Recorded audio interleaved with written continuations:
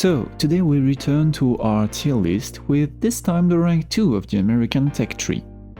Once again, I recommend you to watch the start of the previous video if you want to know all the details about how I organize the tier list.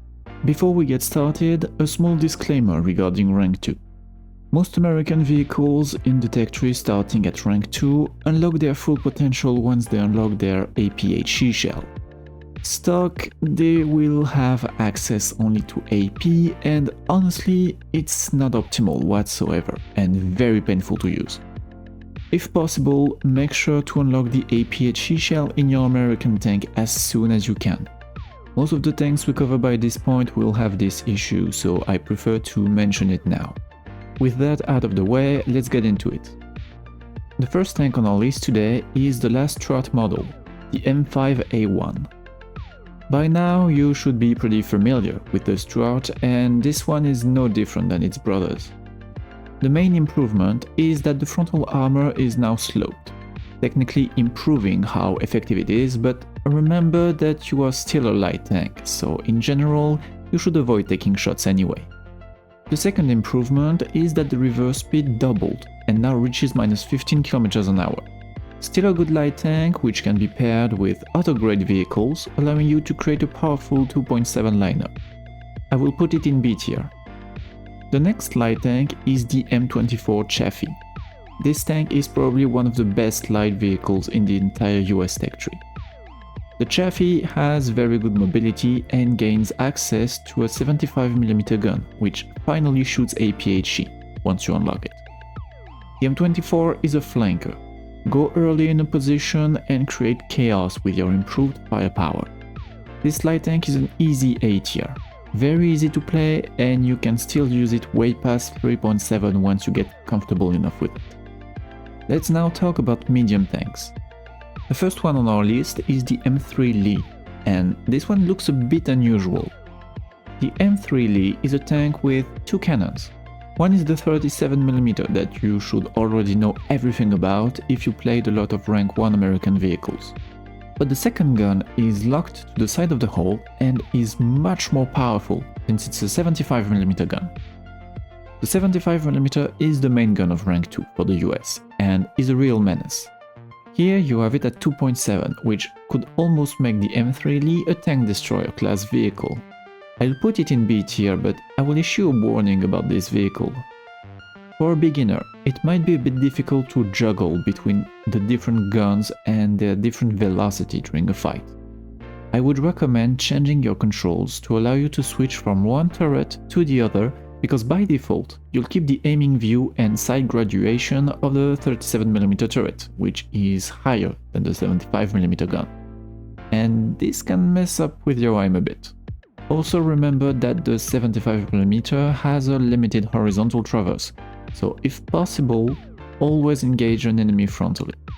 Your armor also has a lot of weird angles and is also not that bad for 2.7.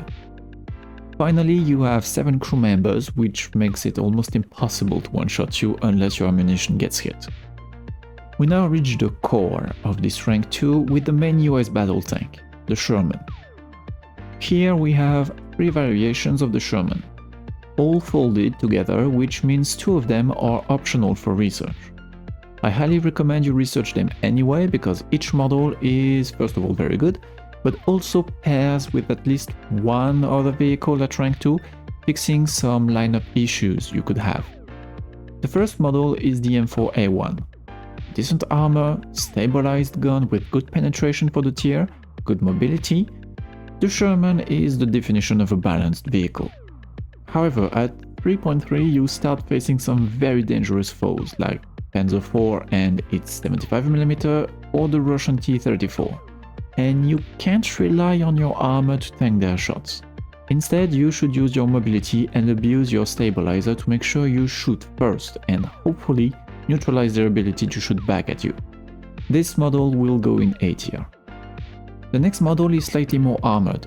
It's the M4. This model has more turret armor, and the layout of the frontal armor also changed to make it more effective, but at the same time introduces new weaknesses to it.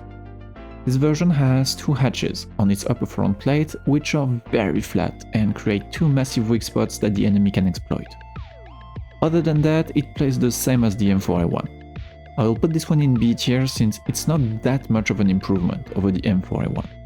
The next model, however, is the Apex 75 Sherman, the M4A2. The frontal armor is significantly stronger and the previous weak spots disappear as well. You do lose a bit of armor on the side of the turret though. The one thing that makes this Sherman better in my opinion is the fact that you can research and apply the add-on armor on this one, improving your armor and transforming this medium tank into a heavy in down tier games. In an up tier, do not rely too much on your armor as per usual. Most vehicles between 4.0 and 5.0 have way better firepower than you and will ignore your armor easily. In general, play it like any other Sherman. Brawl, use your stabilizer, and make the most of your mobility. Also, bonus points to this Sherman for having smoke grenades, which are a rare sight on American tanks. In my heart, this one is an A tier, but for the sake of impartiality, I will put it in B tier. Moving on to the SPAA line. The first one is a familiar sight. The M16 is pretty much the same vehicle as the M13 that we covered in our last tier list. However, instead of using 2 heavy machine guns, this time it has 4. At 2.7 it still works, but you should not try to use it against tanks this time. Focus only on planes, like the M13 A tier. The second SPAA looks also very familiar, for it is using the chassis of the M24 Chaffee. The T-77E1 uses 6 heavy machine guns. The effectiveness is the same as the M16, but you are slightly more survivable since you are not an open-top SPAA. Your armor is still terrible though, reserve it only for plane hunting. I will put it in B tier because you have other possible SPAAs at the same BR which are this time also effective not only against planes, but against tanks as well. Unfortunately, those SPAAs are at rank 3, so we'll have to talk about them in another video. Moving on to tank destroyers.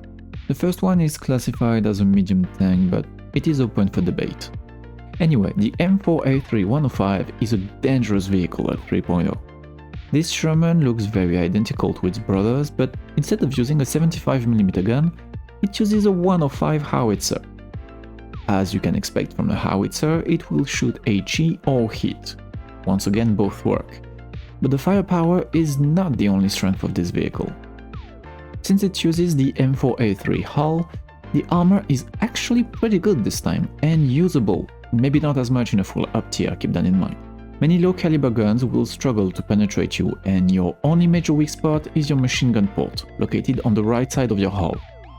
Like most howitzers at 3.0, this tank is extremely annoying to deal with. Be careful, however, this model has very bad threat traverse, a 13-second reload and low reverse speed, so good positioning is crucial. Still an A tier vehicle even without a lineup to support it. The last vehicle on our list today is the M10 GMC Wolverine. This tank looks in my opinion way cooler than the Sherman, but aesthetics aside, it is a very powerful tank destroyer, capable of eliminating any heavy tank at its BR and way higher as well. It carries a 76mm gun, which is typically found on rank 3 US vehicles.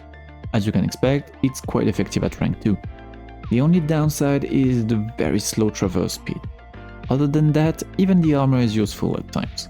Just remember that you are an open top tank and as a result vulnerable to HE shells. The Wolverine will go in B tier. So that's it for rank 2. Once again, let me know if you agree or disagree with this ranking, or if you have questions. And with that said, I'll see you in the next one.